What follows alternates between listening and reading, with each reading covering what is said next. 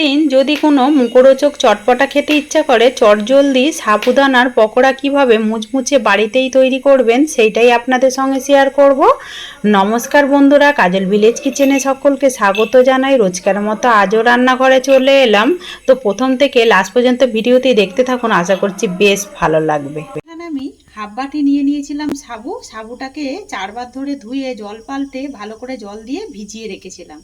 তো এটা 4 ঘন্টা ভিজানোর পরে এরকম বড় বড় হয়ে গেছে, আর কিন্তু এরকমই সোটা সোটা রাখতে হবে। ঠিক সাবুটা যখন ভেজাবেন তখন সাবুর ওপর পর্যন্ত একটু জল দিলেই এইভাবে কিন্তু সাবুদানাগুলো ফুলে ডবল হয়ে যাবে। তো এখানে হাফ বাটি সাবুর বদলে কিন্তু 1 বাটি হয়ে গেছে। তো অপর দিকে এখানে একটা বাটি নিয়ে নেব আমি।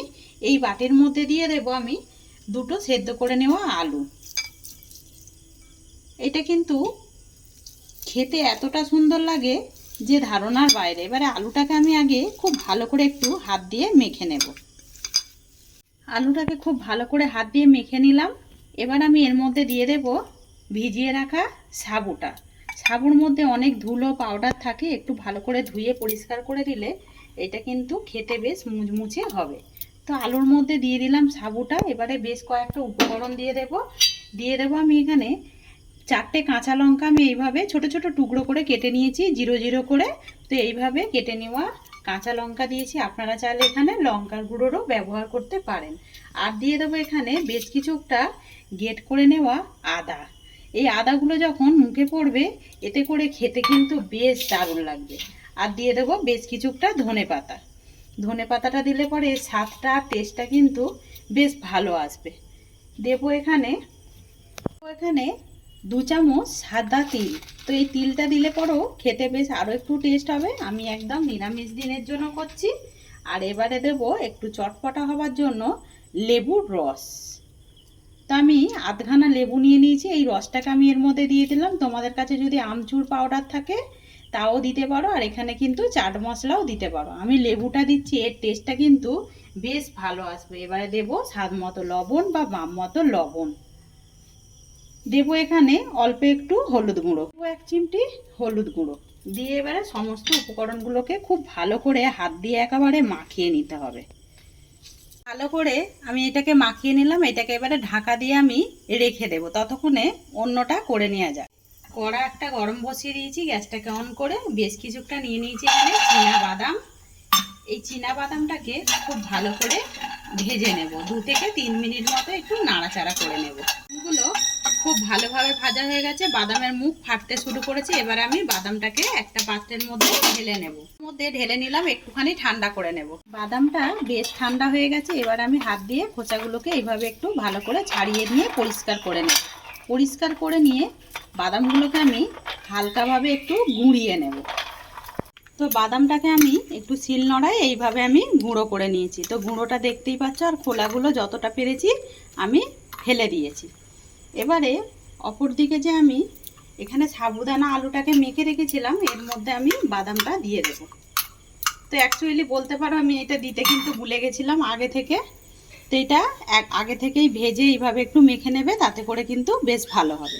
তো এবারে বাদামটাকে দিয়ে আমি খুব ভালো করে মেখে নেব।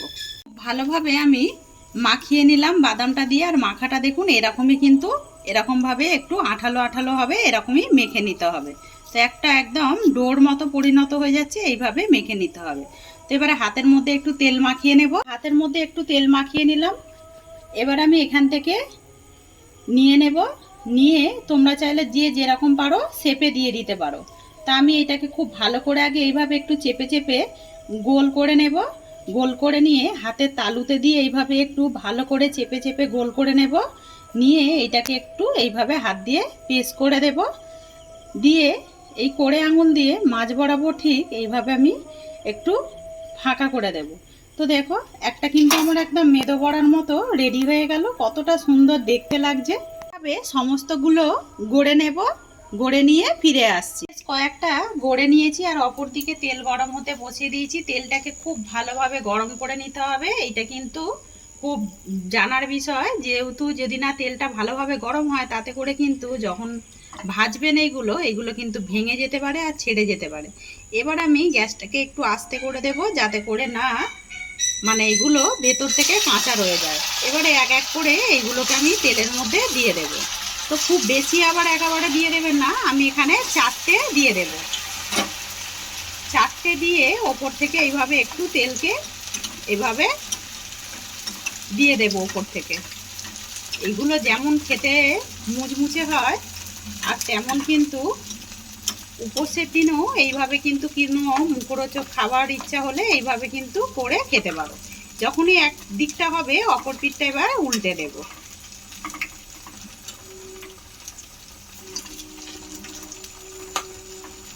এইগুলো খেলে কিন্তু বেশ মুখটা একদম চটপটা লাগে। বেশ লো টু মিডিয়ামে উল্টে পাল্টে একদম লাল লাল করে ভেজে নিলাম। আর এগুলো দেখতে কতটা সুন্দর লাগছে সেটা কিন্তু দেখতেই পাচ্ছেন। এগুলো দেখতে যেরকম সুন্দর লাগে তেমন কিন্তু মুখরোচক কিছু নিরামিষ দিনে খেতে বেশ ভালো লাগে। এটা টিফিনের মধ্যে সন্ধ্যাবেলা কিন্তু বেশ ভালোভাবেই খাওয়া যাবে। একইভাবে সমস্তগুলোকে আমি ভেজে নেব। সবগুলো ভেজে নিয়ে ফিরে আসছি। সমস্তগুলোই একেবারে লাল লাল গোল্ডেন কালার করে ভেজে নিয়ে ফিরে এলাম। তো নিরামিষ দিনে মুখরোচক একদম সাবুর পকোড়াগুলো ভেজে নিয়ে ফিরে এলাম। আর কতটা টেস্টি হয়েছে আর কতটা দেখতে সুন্দর হয়েছে দেখুন। এতে একদম মশলা ছাড়াই আমি আজকে করেছি, চাইলে তোমরা এখানে মশলা দিয়েও করতে পারো। তো একটা ভেঙে দেখাচ্ছি ভেতরটা কতটা খাস্তা আর মুচমুচে হয়েছে।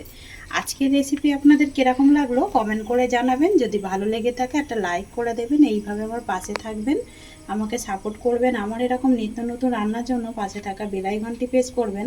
সবাই ভালো থাকবেন, সুস্থ থাকবেন। ধন্যবাদ। আবারও নতুন ভিডিও নিয়ে ফিরে আসবো। আজকের মতো এই পর্যন্ত।